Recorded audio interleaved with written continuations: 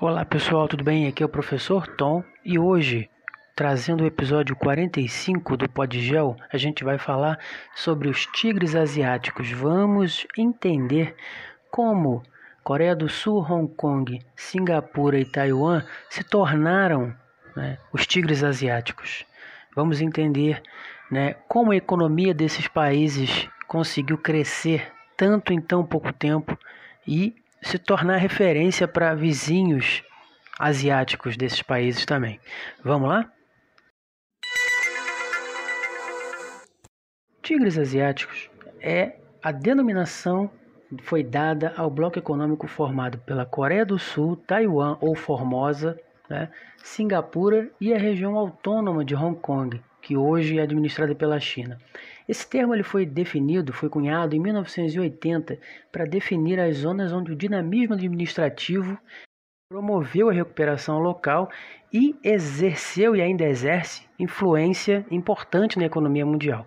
Mas até a década de 60, os países dessa região da Ásia, Sudeste Asiático, ali no caso da Coreia do Sul, Extremo Oriente Asiático, eles eram conhecidos por suas economias muito frágeis, baixos indicadores sociais, sendo muito dependentes de matérias-primas e bens de consumo importados de outras nações.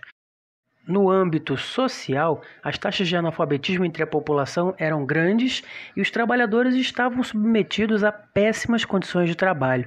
Os salários eram extremamente baixos e as organizações sindicais praticamente não existiam. Então, de maneira geral, a indústria tinha como principal preocupação a busca por meios de produção rentáveis. Mas tudo mudou, e os tigres asiáticos são definidos agora como a expressão de uma economia vibrante e eficiente, resultando em riquezas e bem-estar político, administrativo e social. A comparação com o tigre é por ser ágil, preciso, imponente e agressivo. Usando agilidade, os países saíram da categoria, entre aspas, em desenvolvimento, e a precisão foi levada ao trabalho para o investimento na indústria e o resultado esteve em economias marcadas pela riqueza e pela imponência na Ásia. O modelo industrial desses países é caracterizado como IOE, que é a industrialização orientada para exportação, ou também como a gente conhece nas plataformas de exportação, ou seja, as indústrias transnacionais que se estabeleceram nesses países, menos na Coreia do Sul, e as empresas locais, e aí sim na Coreia do Sul também, implantaram um parque industrial destinado principalmente ao mercado exterior. Esse modelo econômico, então, é fundamentalmente exportador e, dessa forma, a sua produção é diversificada e voltada para o mercado dos países desenvolvidos. No entanto, o consumo interno não é incentivado, uma vez que os impostos inseridos nos produtos são elevados. E com exceção da Coreia do Sul, os tigres asiáticos, ou seja, Hong Kong, Singapura e Taiwan, ou Formosa, adotaram uma política de incentivos para atrair indústrias transnacionais. Foram então criadas as zonas de processamento de exportações, as ZPEs, com doações de terrenos e isenção de impostos pelo Estado. A Coreia do Sul demonstrou resistência às instalações de empresas transnacionais em seu território naquele primeiro momento. O modelo sul-coreano se baseou na instalação dos chaebols, que se caracteriza por redes de empresas com fortes laços familiares. 4 grandes chaebols controlam a economia sul-coreana e têm forte atuação no mercado internacional também. A Hyundai, a Daewoo, Samsung e a Luck Gold Star.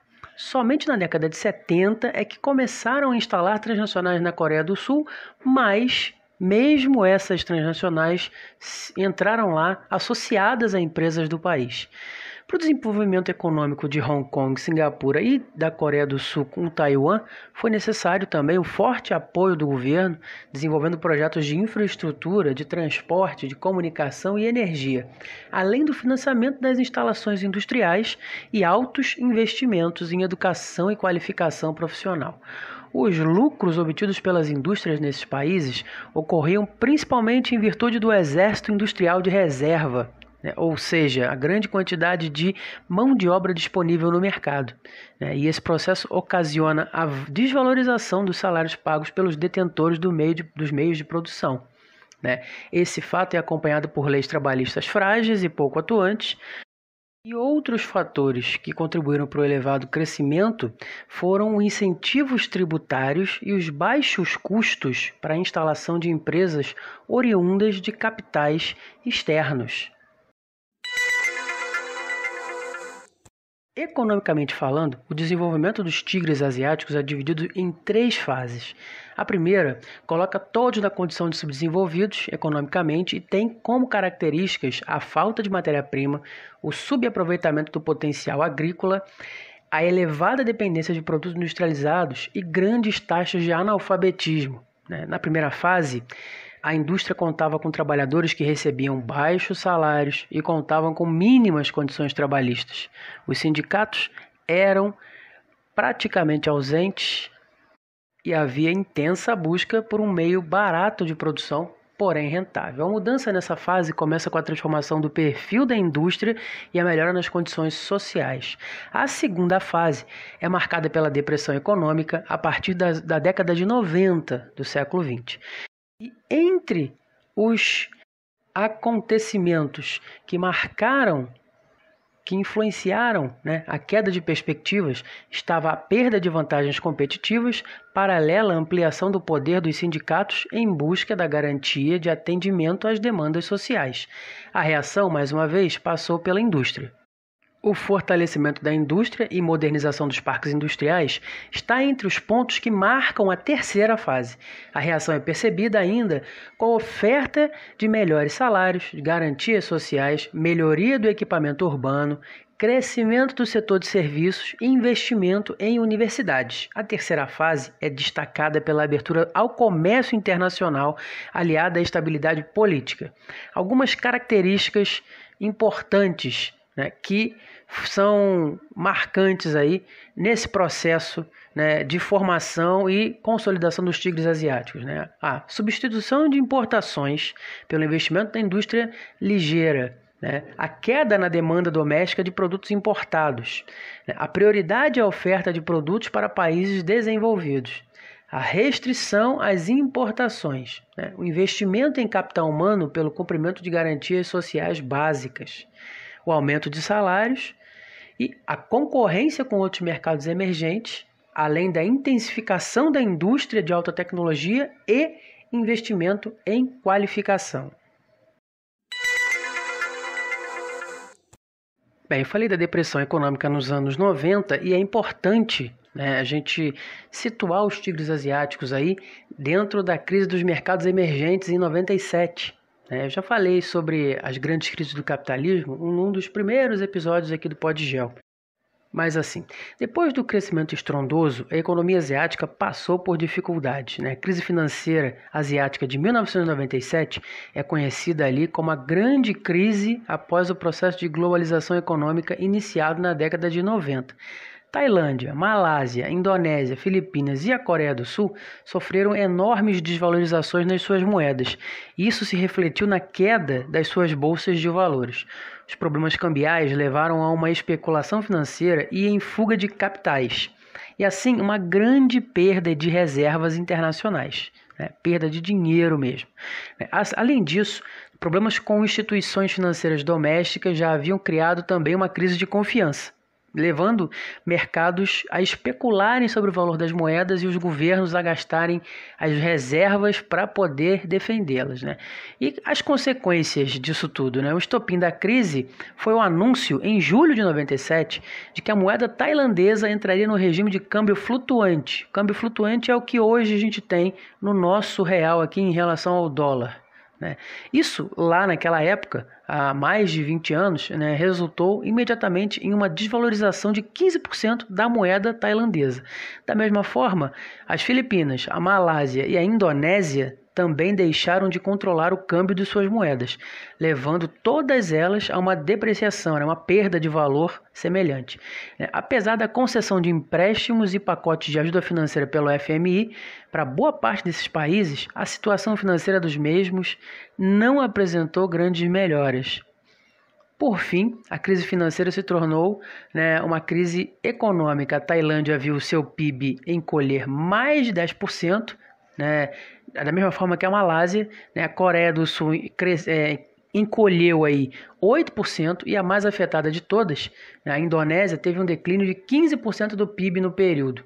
A crise dos tigres asiáticos, que a gente pode também falar assim, né, dos mercados emergentes e das economias vizinhas, levou a outras especulações financeiras pelo mundo. O Brasil também passou por maus bocados nessa crise, né, mas depois do evento as economias do Sudeste Asiático se reergueram e continuaram, né, mantendo aí um ritmo de crescimento. Mas e atualmente, né? Atualmente, qual é a situação lá naquela área, com aqueles países, né? Com os tigres asiáticos, né? É legal a gente falar que o intenso crescimento acabou levando, né, esses países a fenômenos típicos do urbanismo, como, por exemplo, o êxodo rural e o inchaço das grandes cidades.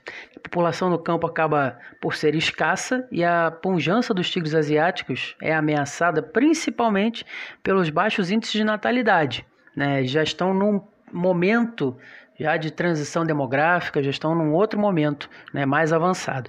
Com relação, né, à questão econômica, não tem como negar que os tigres asiáticos são muito relevantes para toda a economia global. Tem um sólido e pujante ali mercado financeiro que atrai investidores do mundo inteiro. São considerados referências para a produção e comercialização de itens com alto valor agregado, né, principalmente peças eletrônicas. Por conta dessas importantes mudanças econômicas, a renda per capita de Taiwan, da Coreia do Sul, de Singapura e Hong Kong também aumentou, o que refletiu diretamente no consumo interno e incentivou a produção de itens de consumo diversificados. Aos poucos, a mão de obra se tornou um diferencial notável, o que aumentou seu preço e incentivou o investimento crescente, principalmente nos setores tech. Ao mudar o foco, os tigres asiáticos ainda influenciaram a migração de empresas de vestuário, calçados, brinquedos e outros itens leves para os países próximos, entre os quais aí estão, guardem, hein? Indonésia, Malásia, Vietnã, a Tailândia e as Filipinas. Logo, esses países começaram a ser fomentados por iniciativas semelhantes àquelas usadas pelos tigres asiáticos e ganharam uma nova denominação, os novos tigres asiáticos, mas a gente fala deles num episódio futuro.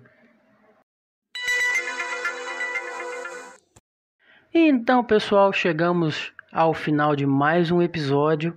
Espero que vocês tenham conseguido entender um pouco mais aí sobre, né, o início, né, e o desenvolvimento dos famosos tigres asiáticos, né, Coreia do Sul, Hong Kong, Singapura e Taiwan ou Formosa, né? E como sempre, eu aguardo o feedback, eu aguardo os comentários, né, elogios, críticas, o que for.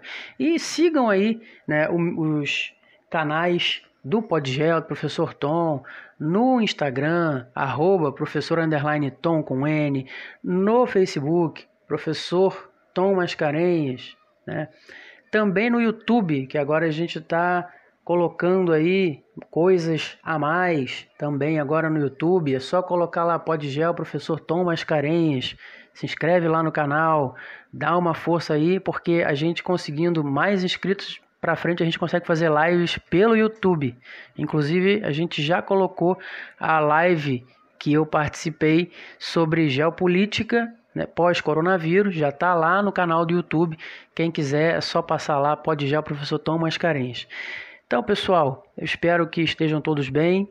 Abraços em todos e até o próximo episódio.